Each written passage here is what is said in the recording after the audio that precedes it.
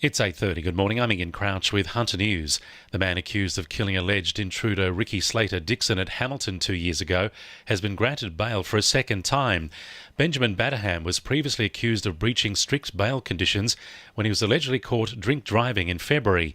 However, the 35-year-old has again been granted bail in the Supreme Court after it was heard Batterham had been suffering post-traumatic stress disorder and had received death threats since being charged with murder. Police want to speak to a man who approached a young girl at Charlestown. The man, who's described as being bald with freckles and aged in his 40s, pulled up beside the 15-year-old at a bus stop on Algonia Road yesterday morning and tried to strike up a conversation with her. A bystander noticed what was going on and intervened, and the man drove off. The girls told police the man was driving a small silver or grey car.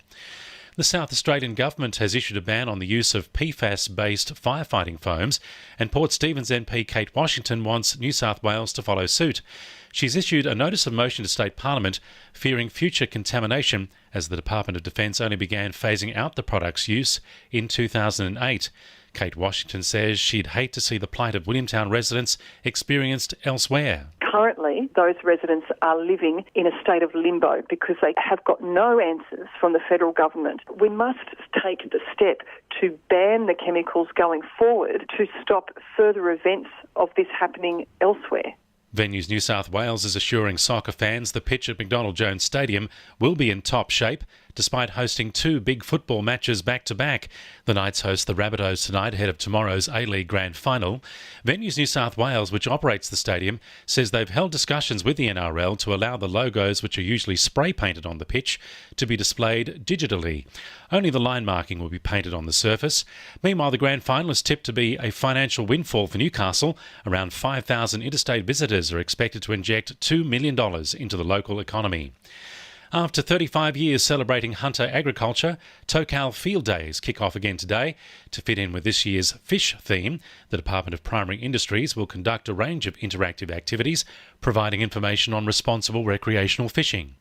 Manager Wendy Franklin says it's the perfect place to bring the family. Kids can come out and learn how to cast at the fishing clinic. They can also have a go at fishing in the lagoon. There's also Shimano Fish Tank is here to do demonstrations on catching barramundi. There's lots of prizes to be won there. And young children can come over and have a spin on the purple cow wheel in the children's park, and they can win a fish-related prize there. And there's no charge for those things. And lovers of craft beer in the Hunter will be in for some good news in next week's federal budget. The price of your favourite craft brew is expected to fall from July 2019 when a two-tier tax system is scrapped. Independent brewers have had to pay more tax for their smaller kegs than the larger big-name brewers. Sport for our sponsor, PRD Nationwide East Maitland. Jet skipper Nigel Bogard believes the atmosphere of last weekend's semi-final has steeled the side for tomorrow night. They'll have to deal with the deafening noise of a parochial sold-out Newcastle home crowd.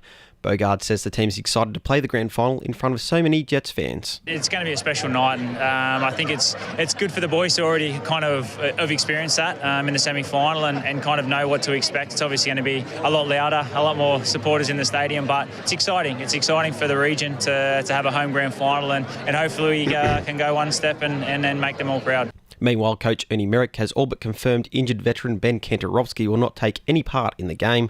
The midfielder attempted to run at training but couldn't get into a stride due to his torn hamstring. Fellow injured players Wayne Brown and Jack Duncan are also set to miss the game despite last-gasp attempts to prove fitness. And South's coach Anthony Seibold says his players simply have to contain Knight superstar Kalen Ponga if they are to get a win. That's sport. I'm Josh Sim. 2NURFM News Time, 26 to 9.